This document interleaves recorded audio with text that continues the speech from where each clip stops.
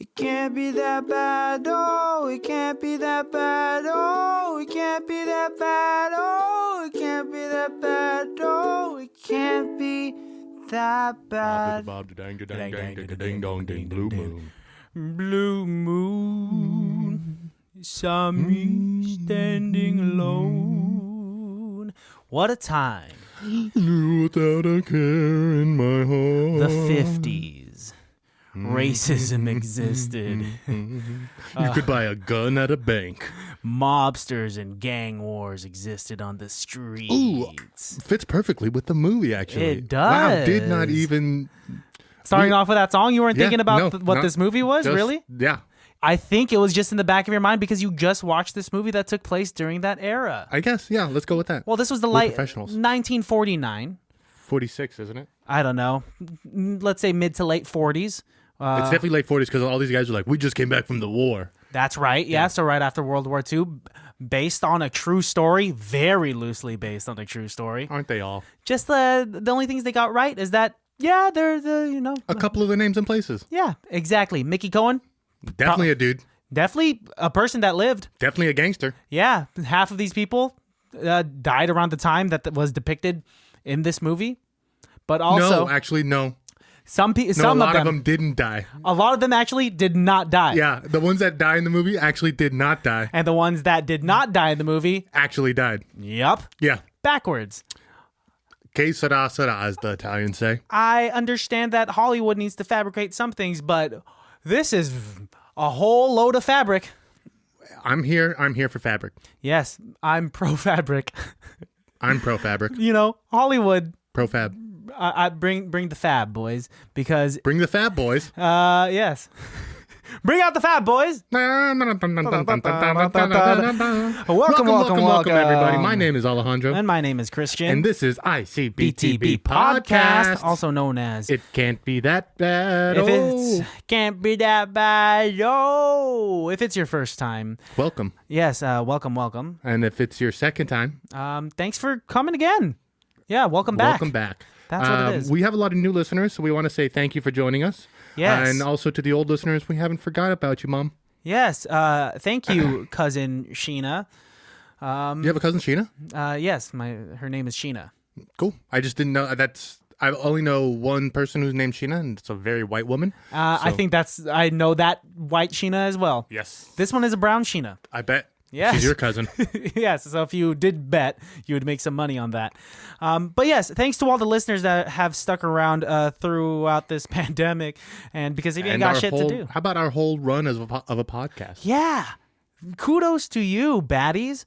You guys have not gotten tired of us defending these critically condemned films, because who else is going to do it? We keep it hot, though, and we also got Highly Irrelevant, which is kind of becoming its own thing, and I know there's people who are like, ooh, I really like that more than the movies, and so it's like, you know what, we got a little bit for everything, so check us out, guys, and we got more coming. Yeah, don't forget to rate and review us on Apple Podcasts and subscribe to our YouTube channel. Buy our merch and, send us kisses in the mail. Because we work hard on this thing, so yes. Support us. Support us. But let's get to this movie. I think those are all our plugs. I think we're finally doing the podcast thing. Fuck it. We're doing it right. Damn it. It only took us 167 episodes. That's probably actually accurate. I think I'm close. Yeah, we're in the mid 150s. We watched a movie called Gangster Squad. It is a, like we said, complete fabrication, but it's a Hollywood movie that takes place kind of in Hollywood, mostly Burbank, but also mostly Hollywood. Burbank. A lot of Burbank. Yeah. A lot of Burbank. And they make it a point to say that Burbank's a shitty place. It's weird that they're like hating on Burbank so much, because it's also just like the way I know Burbank. It's just like, yeah, Oh, Burbank Airport? They make movies out there, yeah. Yeah. I mean, why are they hating on Burbank? At this time, it's a slum. Probably. Actually, yes. We watched a movie called Gangster Squad. It is rated R and was released in the year 2013. It has a runtime of 1 hour, 53 minutes, or 113 minutes for Melissa. And it has a rating of 6.7 out of 10 on IMDb, a 31% on Rotten Tomatoes, and a 3 out of 5 on Common Sense Media. Mm-hmm. These are ICBTB numbers for show. Christian Evelyn Baltazar. Not my middle name, once again. What is the percentage of Google users who approve of this film? I'm going to go with 85%. 88%. Ooh, that was pretty Very close there, buddy. Yeah. If you were throwing a boomerang, they would have ducked. Ah, that's how close it was. Exactly. Maybe it would even scratch them on the cheek. Synapses coming at you. Right at you. Will you do like a background sound for me? Can you do like an old timey radio, like something? Oh. Okay. That's more like surfer Yeah. rock. Yeah.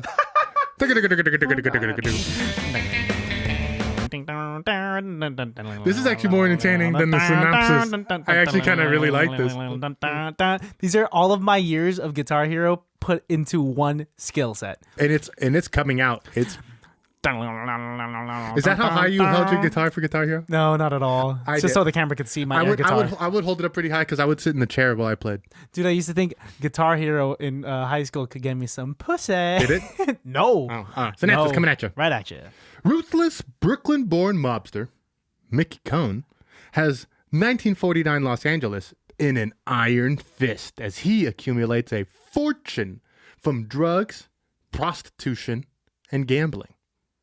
Cohn has an army of paid goons at his disposal, but he also has certain policemen and politicians in his pocket. It's enough to intimidate even the bravest cops, until Los Angeles Police Department Mavericks, Sergeants John O'Mara and Jerry Wooters form a secret crew to bring Cohn to justice. It was directed by Ruben Fleischer, and that's the box office. Where'd my budget number go for you? Christian, it had a budget of $60 to $75 million. Would you like to guess its box office recoup? I think, well, around this time that this movie came out, the trailer was fucking dope. And a lot of people were stoked because it was Ryan Gosling and Emma Stone together once again. Correct. Right? Before this, it was Crazy Stupid Love. Yep. And this was before La La Land. Yes. And so a lot of people were stoked on that. It's Sean Penn. It's Josh Brolin. You got Anthony Mackie up in this biznatch. You got Michael Peña up in this biznatch. A bunch of heavy hitters in this movie. So I think it was highly anticipated. I'm going to go with $175 million. Close. I mean, you're about 50 million too much. Ooh, 125 mil. Yeah. So it made about 105 million in just its original box office run, 105.2 million, and then in Blu-ray and DVD sales, it's accumulated close to $17 million. $17 million and $3 more because I rented this thing on Amazon. $6 more because I also did. That's from right. Apple. Hey, guys, rent your movies, pay up because people paid money to make this. Here's the thing, guys. Who needs our money more than the big corporations of America? Sony, Amazon, Apple, Walmart, Target. These are the people who need our money. The struggling backbone of America. Right? Don't give your money to struggling podcasts like ICBTB. Don't give it to local business owners. They're rolling in the dough. Fuck small-time business owners. They don't know shit. They're just greedy. If they were good at business, they'd be big-time business owners. Yeah, they're doing something wrong. They're doing something wrong. This movie is starring Ryan Gosling, Sean Penn. We already mentioned Michael Peña and all of our other best friends, but also... I wish they were our best friends. I would be so happy if I could hit up Anthony Mackie and be like, hey, can you do the Falcon thing? Okay, cool. Can you do the Falcon thing? Yeah, hey, okay. What, it's him talk as himself? Yeah, but like a specific line from Endgame. All of his characters... I don't think Anthony Mackie's that good of an actor. Really? Yeah. Did you see how hurt he looked when B-Rabbit from 8 Mile just roasted him? Good acting. Fuck 8 Mile. Josh Brolin takes the cake in this. He's great. He always takes the cake. Always is great. That guy, I'm surprised he's still fit because he's always taking the cake. Nice. Yeah, thank you. You're a weird guy. You're a weird dude too. Let's start from the tippy top. Yeah, dude. This movie holds zero facts. It literally goes out of its way to like fuck everything up. Right at the beginning, it says based on a true story. Oh, that's how you should know immediately it's not. What they forgot to add was not. The word not based on a true story. Everybody blacked out for half a second right before that happened. No one did any research. I like it, at least in the beginning, they lied to us, as opposed to in Bloodsport, where they wait till the very end, where it's just like, this is based on a true story. It's like, no, it's fucking not. So people could fucking scream at the end. No way. Bloodsport is not. Fuck that. Jean-Claude Van Damme playing a real dude. Frank Dukes is not a real person. I really refuse to believe that. He is, though. He actually is. It's a real thing. But this was a real thing. Yes. Mickey Cohen was a ruthless gangster who grew up in the slums of Brooklyn as an Irish immigrant-born child. Irish, right? Yes, he's Irish. Boxers, what they make a big point about him being a boxer. They open up the movie with him punching a punching bag. He looks very scary. Sean Penn looks great in this film, but he looks like Sean Penn. Is that his real nose?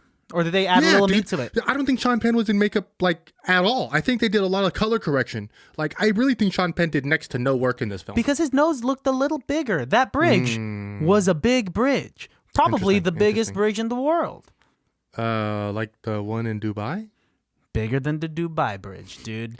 Interesting. Sean Penn's nose bridge. I have a feeling Sean Penn wasn't super focused in this film because he was still like, wasn't this the time when he was interviewing Chapo and shit like that? Probably. I think this was right around the time he was doing that shit. What a crazy guy, man. Right? For Rolling Stones, he's just like, hey, you want an interview with El Chapo? I'll do it. And they're like, who is this again? He's like, it's Sean Penn. It's the guy from Fast Times at Ridgemont High. Spicoli. It's fucking Spicoli, dude. Honestly, what a crazy life. Yeah, to play a stoner like that in a teen movie, a very popular teen movie, to go all the way through movies like this, to play Harvey Milk, and to interview people like El Chapo. Crazy to play dude. I Am Sam. You ever see that one? Yes. Tropic Thunder makes fun of I Am Sam. No, they don't make fun of it, but they do reference it. Yes, that's what it is, yeah. Okay, let's get into it, buddy. What are your favorite parts?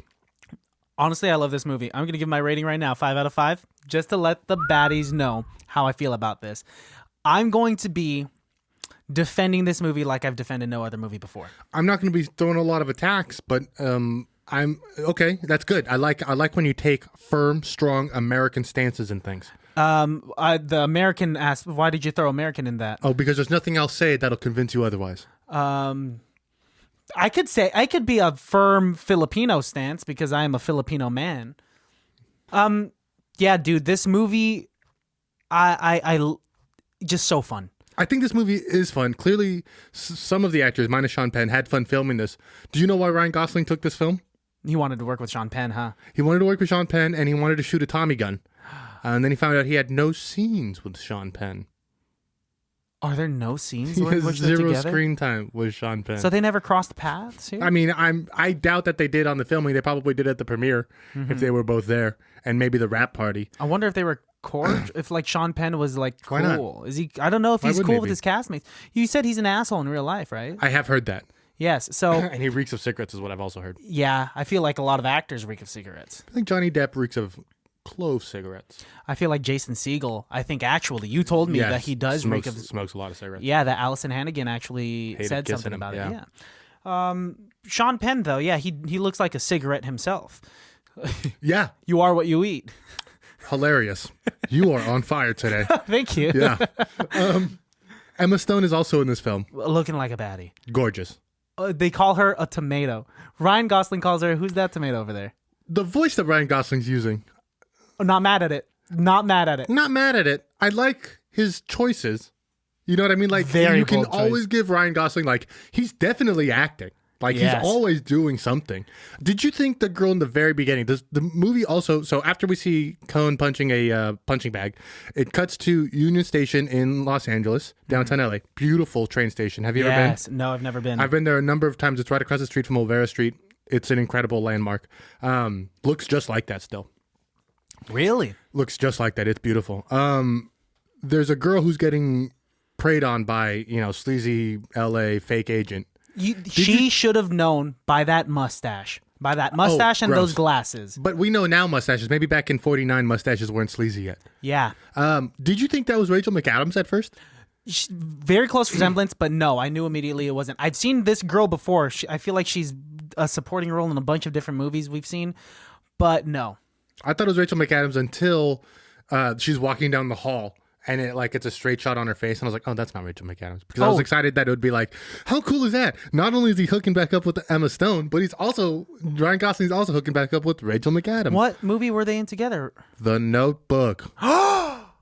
Oh, I'm fucking stupid, dude. you are. I You was were so on a roll. I take back all of my No, compliments. give it back. Okay, I was you so can have it. fixated on like the Emma Stone Ryan Gosling thing because they've done like 3 big movies together already that I completely forgot about Of their 3 movies together. Unfortunately, this is the worst. bottom one, right? Sadly, They're all really good. Well, no. The other 2 are so good that I think they overshadowed this one. And the other 2 being Crazy Stupid Love and La La Land. yes. And then this one is Gangster Squad. Yeah, and I think one of the reasons as to why this one didn't really shine for them as a duo is because Emma Stone's part was not that big. This is a very boilerplate, movie. This is a very studio film, especially now that I'm doing a lot of studying on like screenwriting and script development and stuff like that. Like it's very, here's a character, here's the point where he changes, right? Like here's the hero, here's where he learns something, here's how he changes. Here's the villain, here's where he learns something, here's how he change. Like it's very formulaic. And I also said that it's modern day Untouchables, right? It's a heist film-ish where they're like, hey, pal, we need you for our group. And they're like the scene where they get Anthony Mackie, where he's like in the club and like throws the knife at the guy's hand. And then like, hey, you want to join our gang? And he's like, yeah, I do. And then they like walk out of the bar and it's just like, I'm the only good cop in Burbank. Yeah. This is a true story. Like, come on, guys. I don't think that happened. Of course, there has to be a level of exaggeration I think that's why I enjoyed this movie that much is because early on, It's Magnificent Seven in 1940s Hollywood. that's what it is. Yeah. Magnificent Seven. They remade that maybe like 10 years ago. So bad. Still liked it. I don't know. There's something about me. Matthew liked it too. Maybe that'll be the episode he'll be on. Okay, probably. Yeah. Yeah. Matthew is, for you first-time listeners out there, Matthew is Alejandro's nephew. Very adorable. I was talking about my brother. Oh, Little Matthew's definitely never seen Magnificent Seven. He enjoys cartoons. okay. You're right. I feel like you would have said Matt if it meant to your brother. You say Matthew when you refer to your nephew. Do I I? was confused. Yeah. I always call him like Little Matt or Yeah. I Kid. guess. Kid. You just call him Kid? Kid. Okay, yeah, probably. And that's a violent film, so probably that wouldn't be the movie that he should be watching. I think it's hokey violence though, right? Because you're talking about the Chris Pratt, Denzel Washington one, right? Yeah. Not mad at it. No, Some people I get could be mad at it. I'm frustrated at it. I think I'm just a sucker for this Yeah, formulaic, period. No, like, stop the sentence. I'm just a sucker, man. I'm just a fucking sucker. Sucker born every day, pal. Yeah, man. No, I'm not a sucker. No, you're Fuck not. you. I'm kidding. But I like these formulaic films that are just like what it is. I don't need to think about it. I enjoy it. It's fun. It's feed for the fodder. I played a lot of like role-playing games where you have to form a party before you take down the big bad boss at the very end. So I like, Heist films. What's up? Heist films. Yeah, and the heist films are dope, dude. So this works. I like it. I'm not saying it doesn't, but just know what you're getting into. Okay, so let's move on. Where did we so sleazy mustache guy? Yeah, Brolin walks into this prostitution ring, busts it all up, and we find out that he arrests everybody, and we find out that they all get to leave scot-free. Because Mickey Cohen, played by Sean Penn, owns every cop in the city. And every judge. In the city. So he's untouchable. He's literally an untouchable man in LA. And so he gets these 3 guys off because they didn't have a warrant to go in there. So therefore, the police had no reason to go in there and break in. Mickey Cohen does not think that it's okay, though. He still punishes those guys for getting caught by burning down the building with them in the elevator shaft. Yeah. Interesting death. Crazy brutal. Very crazy. I knew... Even though that's such a cliche where the mob boss says, it's not going to happen again. And then they're like, thank you, cliche. Mickey. Yeah. Yes. But it's fine. It worked. I think it was shot well, and these action scenes, I'm not mad at either. Was it a tad like Great Gatsby color-ish? Yes. Right? Like there's clearly like some sort of opulence to it that they added. The colors are very saturated. Yeah. Yes. Yet they were able to show a little bit of the griminess of Hollywood. I think this was such a beautiful time in Hollywood, yet also like a very violent and disgusting time to be in Hollywood. Clearly it was run by gangs and it was run by like the underhanded seediness of Hollywood that people don't really think about when they think of Hollywood has always been there. There's always been pimps and there's always been prostitutes in Hollywood. There's always been drug dealers and there's always been gangs. And it's always been hidden by this facade of movie making, where people think Hollywood is this golden land where it's perfect and great and beautiful and rich and popular, and then you get there and you realize like, oh no, this is not. It's dirty, dude. Kind of gross, right? And it's still kind of dirty. It always is, man. I love it. I love Hollywood. You like that contrast? I love it, dude. We should go. Let's take a trip. I'm down. When COVID's not happening. Let's do it while COVID's happening. So there's no one anywhere? Hell yeah. No, honestly, Hollywood is one of my favorite places in the world, but it is a dirty, dirty place. And you do have to understand that it's not all glitz and glamour. So I think that they depicted that very well already in the very beginning with that blonde girl who had just gotten to Hollywood. That they do a great contrast. Very bright, shiny, the white stucco of the Union Station building, and then the disgusting dark building of that prostitution ring. The way this movie was shot was like, it's all the day shots when it's showing the glamorous aspects of Hollywood. Very bright, very vivid, very vibrant. But like all the night shots, like where it gets a little gritty and it's in the nightclub, they do a good job of making it known that this is a dirty place. Yeah, with like added opulence, the silver, the lights, the dancing. It's like, it's just a really pretty film. Yeah. And Emma Stone is very gorgeous in this film. They make a point to play up her beauty. She wears these long, elegant dresses, and she is playing Mickey Cohn's girlfriend. Yes, specifically his girlfriend, so that she could teach him proper etiquette because he's trying to get sophisticated now that he's dealing with these like rich big LA cats. types. Yeah, dude. And so literally the first scene that you see Emma Stone in, she's having dinner with Mickey, and Mickey picks up a fork to eat his meal, and she says, "It's the other fork, honey." And you could see that he is offended. That was just a terrible thing to say to him, because with the mob boss, very sensitive, very insecure, that he just, your power. It's weird that he wants her there to correct him, but doesn't want to be corrected. Yeah. I guess in front of all those people. Or by a woman. That too. It's everything. I believe all of it. He's Mickey Cohen. Scary man. Okay, yeah, so you have a lot to say about Sean Penn. I love Sean Penn. In this movie, though. I like Sean Penn. You only like him in this movie because you think, let's say you didn't know Sean Penn as an actor at all. He was just like a newcomer, a new face, and you saw this movie. How do you think he did as Mickey Cohen? I would say he did okay, but that's the problem, is like knowing how good Sean Penn can be. That's why I feel like he's kind of phoning this in a little bit, right? Because think about how deep into character, and I'm not saying he's not deep into character. Maybe these are the choices that he's making for this character of Mickey Cohen, but it did almost seem like it just seemed a bit lazy compared to his huge characters. Yes, because he creates such in-depth characters in most of his other films.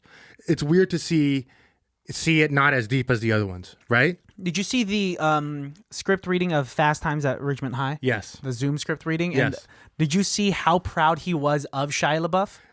That was really interesting, yes. The fact that of all the people, because everyone else, like Ray Liotta, looked pissed off at Shia LaBeouf, but someone as... no scenes with him.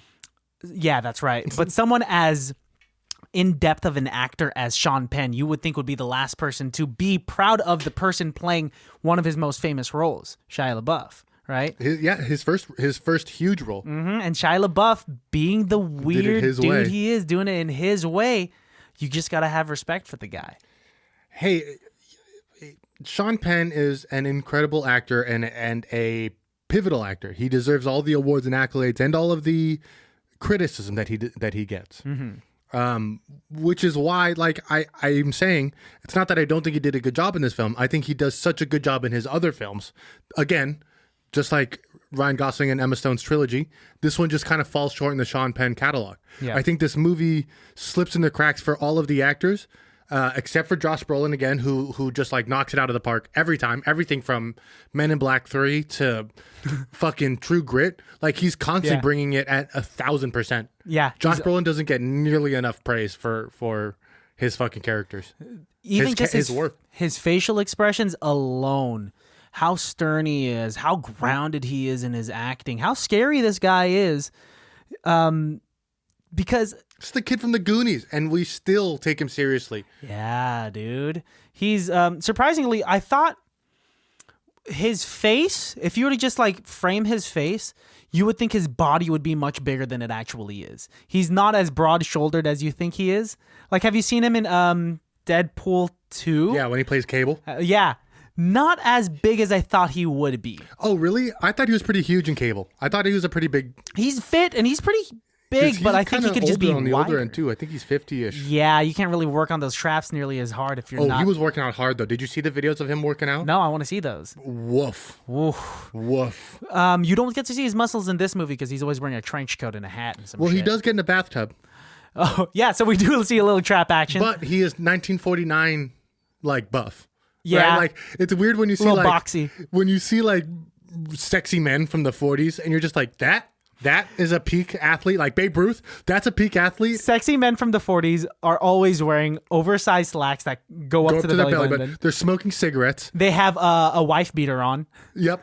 With a stain on it. With a stain on it, drinking a cup of coffee while drinking a clove. Greasy hair. Very greasy, with like one little strand of hair coming down. Gold chain. Yep. And they definitely beat their kids. Sadly, it's a truth. It's a truth of back then because there must have been a lot of frustration. That's back a then. sex symbol because that guy's probably gay. He couldn't be honest with himself. Wow, that's very deep thinking. But Josh Brolin, straight as an arrow here. Has a kid. Has a beautiful wife, Connie. Yes, strong woman. I want to talk about Connie, his wife, real quick. Tell me.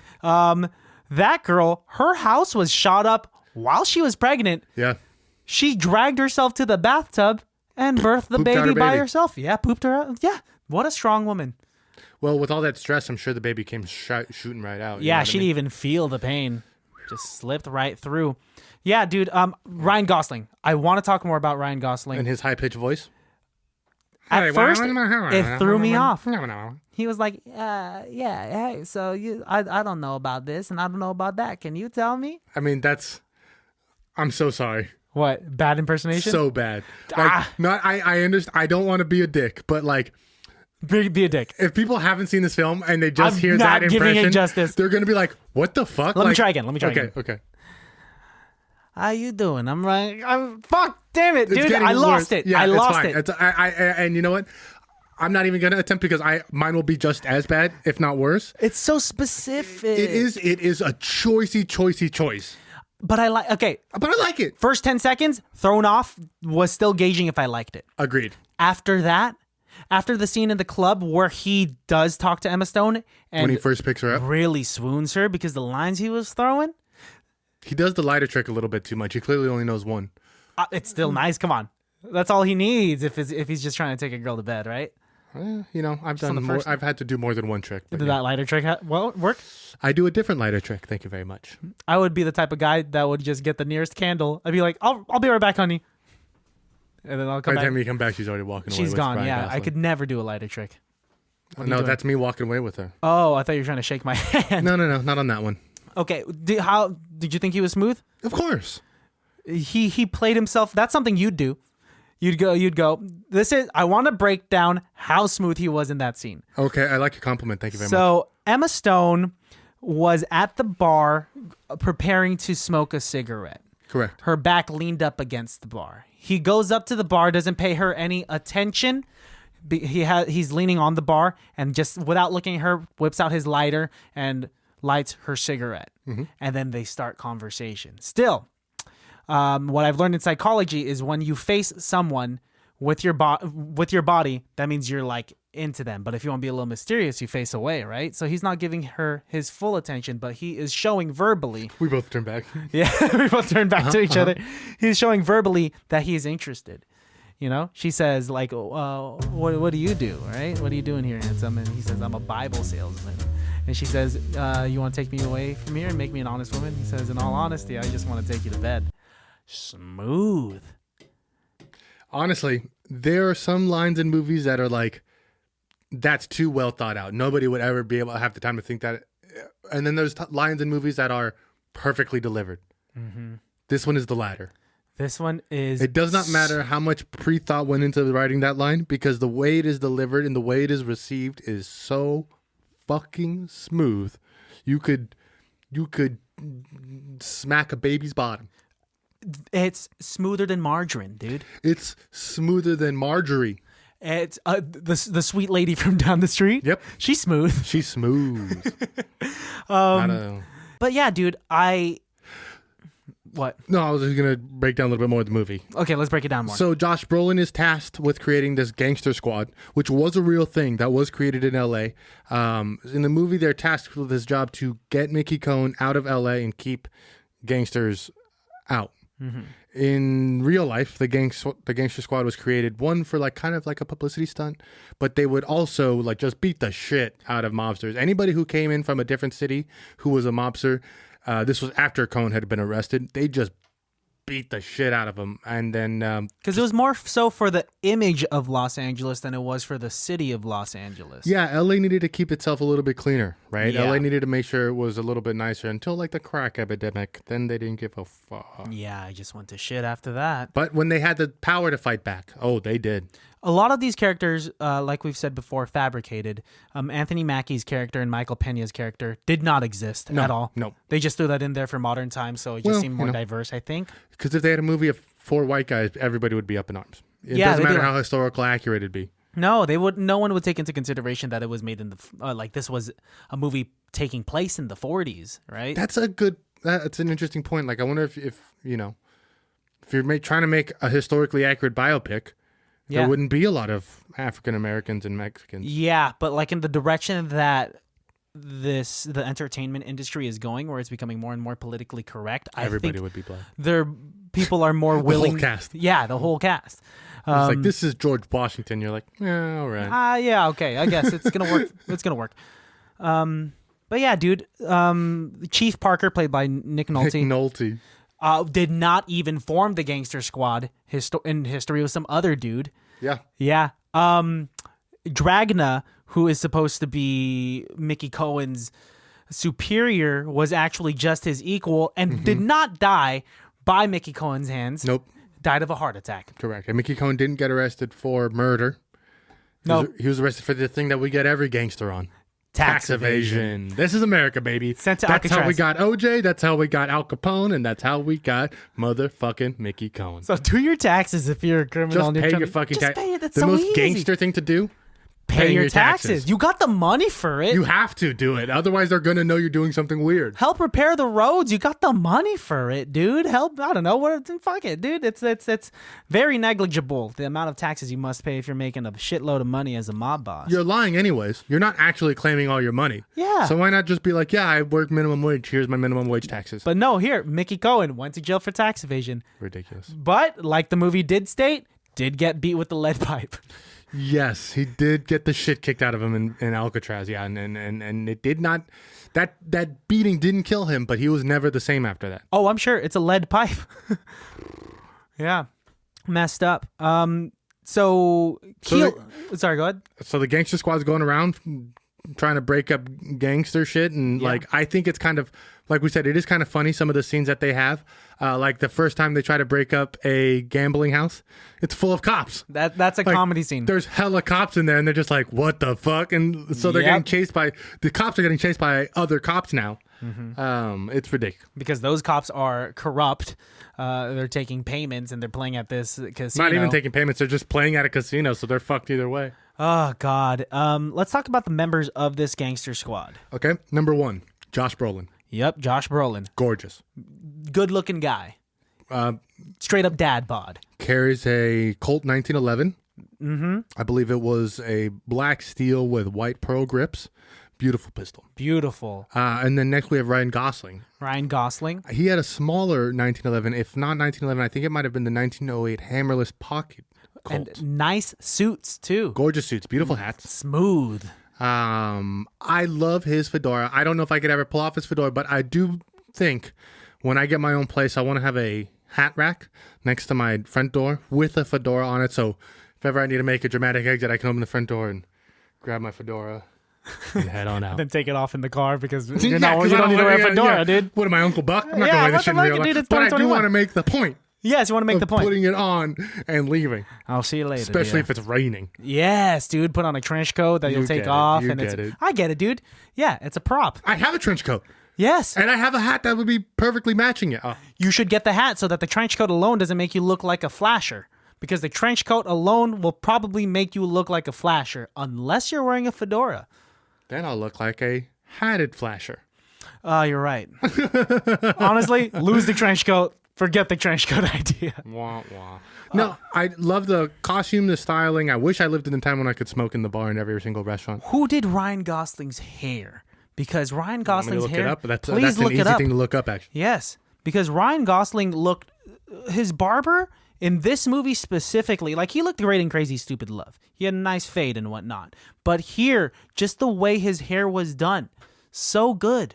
That guy is blessed with a hairline like a thumbnail and a good swoop, a good length of hair, nice color.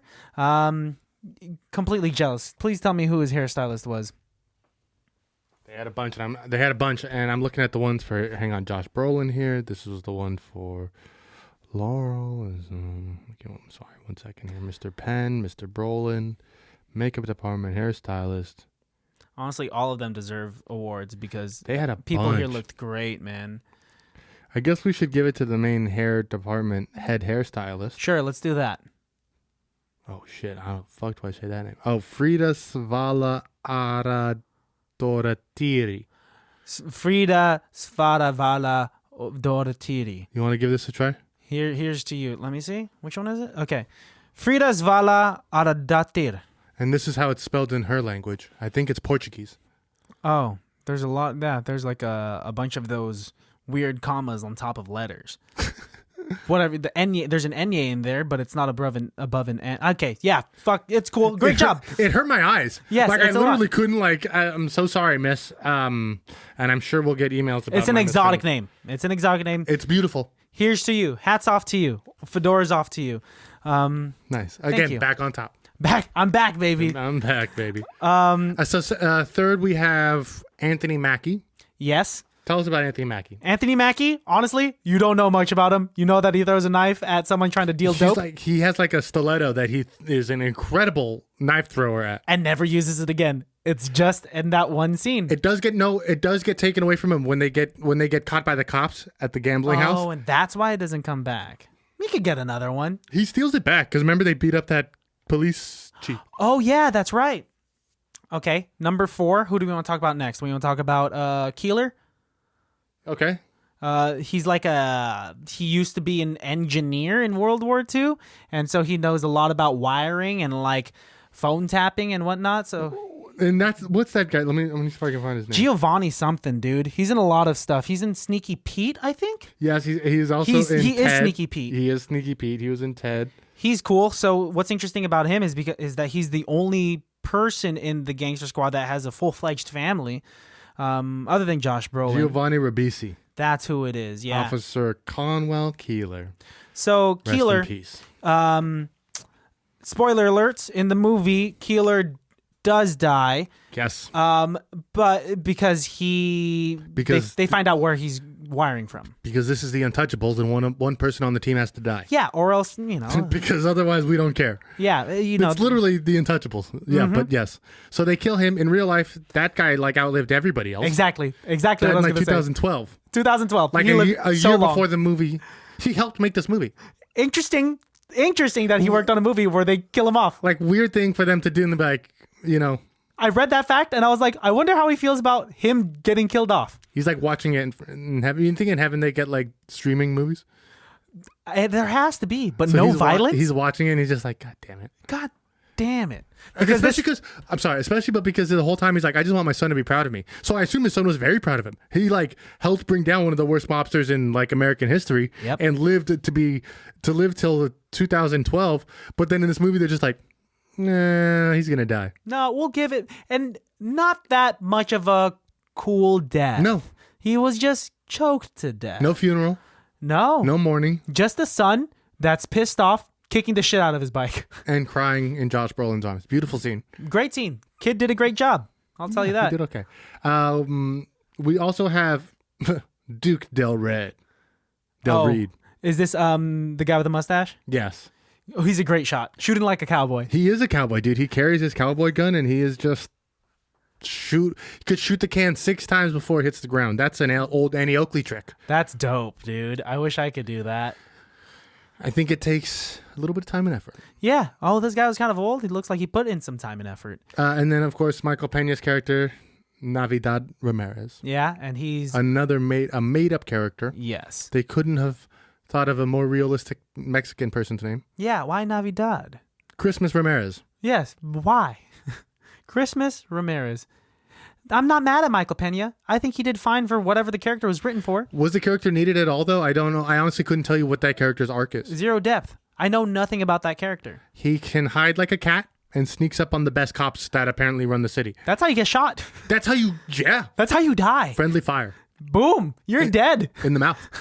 In the mouth. That guy's so good of a shot, he's going to shoot you right in the mouth. Yes. 6 times in the mouth, man. Before you even open it. Each tooth coming out with a bullet. Ping, ping, ping, ping, ping, ping, ping. Ping, ping, Ping, dude. ping, ping, ping, ping, ping. Depending on how many teeth he got. How come no one was Asian in this film? Right? You got a Mexican guy. You got a black guy. And I know what you're thinking. Why are we talking about it now after we just did the ping ping joke? It's because we're about to talk about the scene that takes place in Chinatown. Actually. That's where the Asian people are. Oh, and like they die. I want an Asian person in the Gangster Squad. That like scary looking shark man who is like the hitman who blows up that car. Oh, walking around in Chinatown? Yeah. Why is he the most like noticeable assassin in movies? If you're going to choose an assassin, make this person discreet. Pick the one with the big scar on his eye and also was 8 feet tall. Yeah. Was the casting director like, oh, you look like an assassin. Let's put you down as an assassin. It's like this dude is just regular nondescript huge man here walking down Chinatown. Don't mind me. Regular nondescript huge man Dude, here. if Mickey Cohen was smart, he would have gotten a little Chinese boy to blow up that truck. But no. There was a bunch of them with firecrackers. Racist? Not every single Chinese boy has firecrackers. In that scene. No, I'm saying that's racist of this movie. I was saying that's who Mickey Cohen should have hired. That's exactly what I'm saying Easy too. out, because the kids could have thrown it in boom, boom, boom, boom. We're on the same page. We're on the same. Don't scratch your head from stress. I know, it's not stress, it's just itch. Oh. Because we're on the same page and I like it. Mickey Cohen's not a good gangster. No. I am more of the fan of Arnold Rothstein, and I'm more of a fan of Lucky Luciano and more of the New York gangsters. Mm-hmm. I think Mickey Cohen's a crazy little bitch who came to LA to try and be a Hollywood movie star, and then when he got out here, realized that he could make more money doing the illicit stuff than doing the real stuff, and fuck him. Are you talking about the real Mickey Cohen? Yes. Okay, I'm fine with making fun of the real Mickey Cohen because, like I said at the beginning of this episode, I'm gonna defend this film. I know. We're making fun of a lot of these things, but all in all, very. Fuck Mickey Cohen. Oh no! Whoa, we're on a different wavelength now. I was gonna say very entertaining movie. Yes. I am on that wavelength. But also, fuck Mickey Cohen because he's a bad person. We're back on it then. Back on the train, baby. But entertaining. How fun did it look like in Chinatown in that scene? That one guy holding 2 Tommy guns. I mean, honestly, the budget for Tommy guns alone in this film must be high. Worth the price of admission. Yes. I want to see more Tommy guns. We can go to Vegas and shoot them. What? Yeah, and they have a shooting range in Vegas where you can shoot Tommy guns. Really? Yeah, fuck yeah. Can I wear a trench coat and fedora? I'm sure you wouldn't be the first person to. And can I speak like this? You're going to get some of my wrath, eh? You definitely won't be the first person who've done that. And I have like because I'll also be talking. Come on, Kristen, let's get them. All right, and here you go. You want some more of that, knickers? And take this, you pigs. What did mobsters call cops back in the day? Dandies. There's another word, right? There's something other than dandies. Hey, you take this, you pigs. But it can't be pigs because people still say pigs nowadays. It was Buster. It's Take not this, coming Buster. to me. Take this. No, they would call anyone a buster. You're a Buster. I'll take it. Buster doesn't seem offensive to me. Best person on set award? Oh, Ryan Gosling and also Frida Mazel Tov. Don't know what her last name is. Frida fucking Kala. Saba Baklava. Stop. Just the hairstylist, Frida. You guys know her name. We've said it already. Yes. Frida did a great job with her hair. Frida. Frida, if you're listening to this, sorry. But what? Not any better. Sorry. That's a nondescript accent. I don't even know what her ethnicity is. I can't think defend she's her. Portuguese or whatever, but it doesn't matter why if you know someone who doesn't speak English, why would you like say an English word in an accent? Would that make it easier for them to understand? That's a thing I do. That's the thing I do when I apologize to people. I say sorry. Oh, okay. I'll say it to a white guy. I'll say it to a brown guy. I'll say it to a black guy. Fair. Sorry. Okay. Is it not getting any better? No, I mean it's fine. It's like if you call everybody brother, and then the one time you say it to a black guy and they can't give you that look, and you're almost like, no, I call everybody brother, and you're just like, why are you defending him now? That you know analogy, what I mean? Like, yeah. You get what I'm saying? Yeah, but I feel like it's such a nondescript accent that I was using. Sorry, could be a Filipino person saying it. It could be I'm anything, but sorry. that's why I neither here nor there. Okay, your best person on set. It is the director, because like I said, this movie is so stylized and so like Ruben Fleischer. Ruben Fleischer did such an incredible job of making it its own thing, making a modern Untouchables. Yes, Ruben Fleischer also did Zombieland and Zombieland Double Tap and a whole Also bunch of very other stylized. comedies too. He does have a comedy bone to him. Oh, which one? His femur. Interesting. I thought it would have been his elbow. Oh fuck, dude! I wasn't expecting it. Okay, give me more time, dude. Give me I more take time. back all the jokes you made. No, I thought I was doing okay. You lost it at the end. God damn it!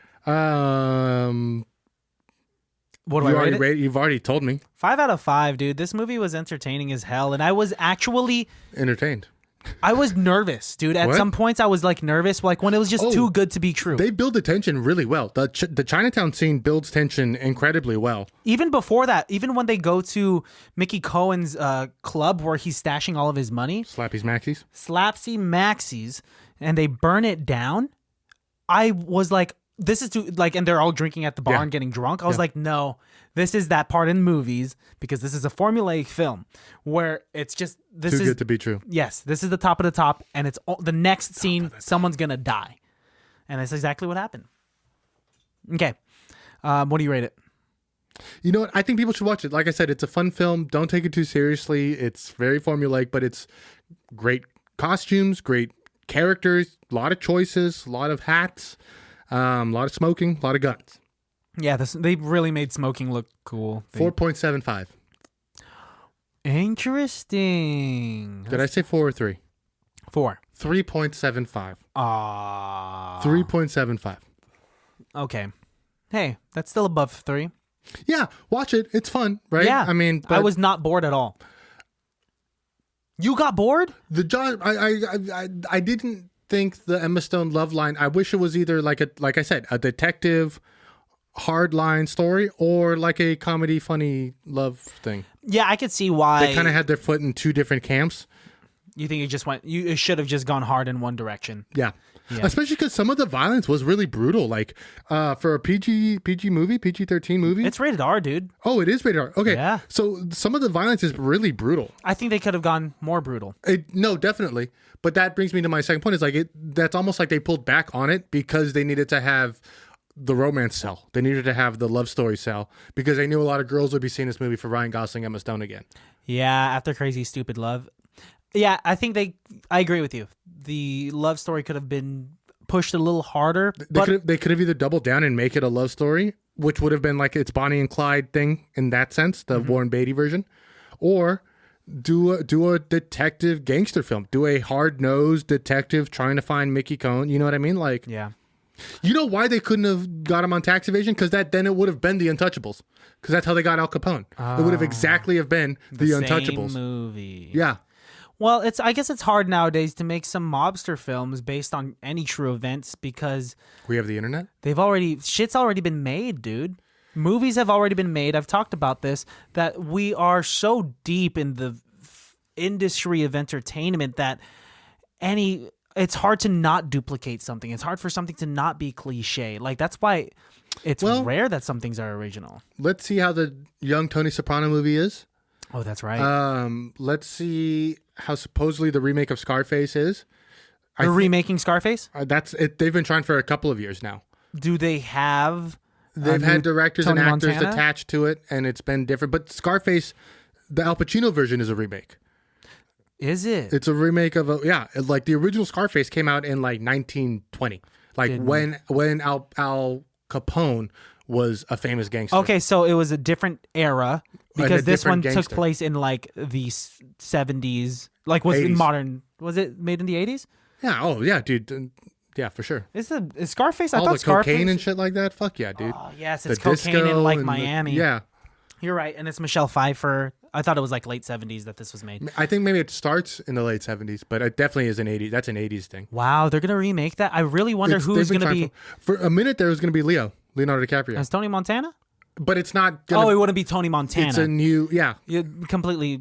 The new Scarface gangster story. Who knows, dude? I bet you they're gonna end up getting like Michael B. Jordan or something.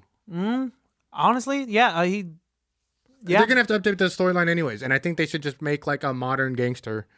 I don't think they should call it Scarface then, if it's gonna be like different. But he'll probably have a scar on his face. Oh, I guess so. But people are gonna be comparing it to Al Pacino. It's so hard not to, dude. Like, how do you not compare? Like, it's the whole. You're right. Jared Maybe call Leto. it something else. All right. You're going to call Jared Leto Joker right after Heath Ledger was Joker. People are just going to compare that Joker to that Joker rather than just judge him objectively. I don't know. That's interesting. Gangster Squad, available on Amazon Prime. And Apple. Yes. TV. That's where we watched it. You could get it on YouTube. You can get it on Hulu. Honestly, I ain't buying shit from YouTube. I've never bought a movie from YouTube or rented from YouTube. Have you? No. Yeah, because I don't see YouTube in that way. I mean, I know it's there. I've seen it sometimes, but I'm an Apple man. Yes, and I'm an Amazon man. Oh, I don't like that because then you'd know how to say Frida's name. That's hey. Sorry. I can't say it. All right, baddies, tune in next week. And I am so sorry. Sorry. Mushka Hakate.